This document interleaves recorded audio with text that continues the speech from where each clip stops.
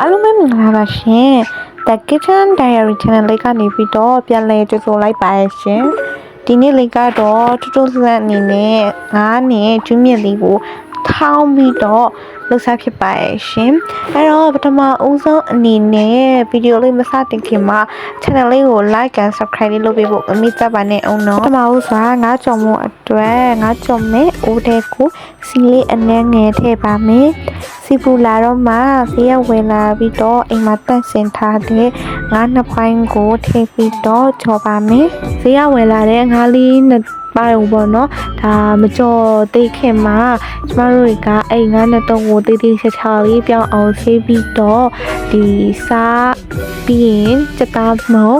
နနွေးနေကိုတခါလေးပေါ့နော်နေပြီးတော့9မိနစ်လောက်ထားလိုက်တယ်ပေါ့နော်9မိနစ်လောက်ထားပြီးတော့မှစီလေးပူလာတော့မှဒါထည့်ပြီးတော့ပေါ့နော်ကြော်တာပါ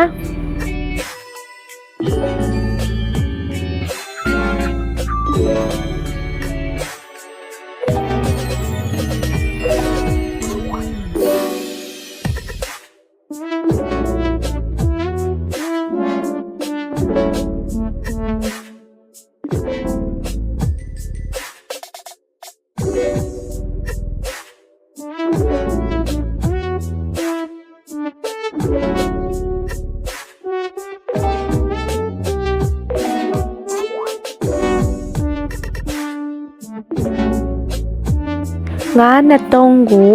ဒါကြက်အောင်ကြော်ပြီးသွားပြီဆိုလို့ရှိရင်တော့ထောင်းမှုအတွက်ခုနကကြော်ထားတဲ့ငါးလေးကိုအယိုးနှွင်ပြီးတော့အသားလေးယူထားပါတော့ပြီးရင်တော့ဂျူးဟိုထောင်းမှုအတွက်ဂျူးမြင့်လေးကိုကတိလေးနဲ့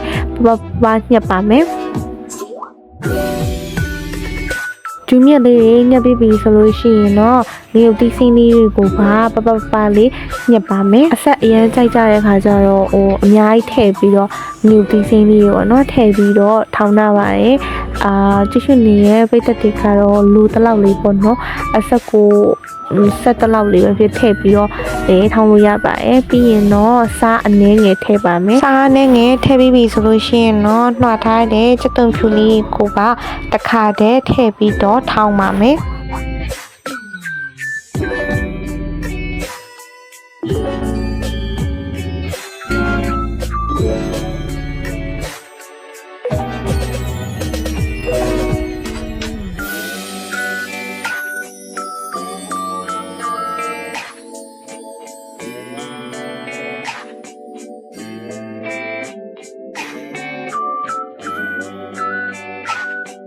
မိနစ်အနည်းငယ်လောက်ချင်းမြအောင်ထောင်းပြီးပြီဆိုလို့ရှိရင်တော့ခုနကအယိုးနှွင်နှားတဲ့ငါးလေးကို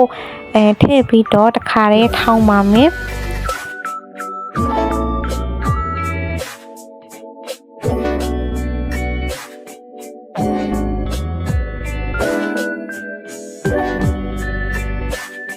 မိနစ်အနည်းငယ်လောက်ထောင်းပြီးပြီဆိုလို့ရှိရင်တော့အရသာရှိလာတဲ့ငါးကျွေးမြထောင်းလေးကိုရရှိပြီပဲဖြစ်ပါရဲ့ရှင်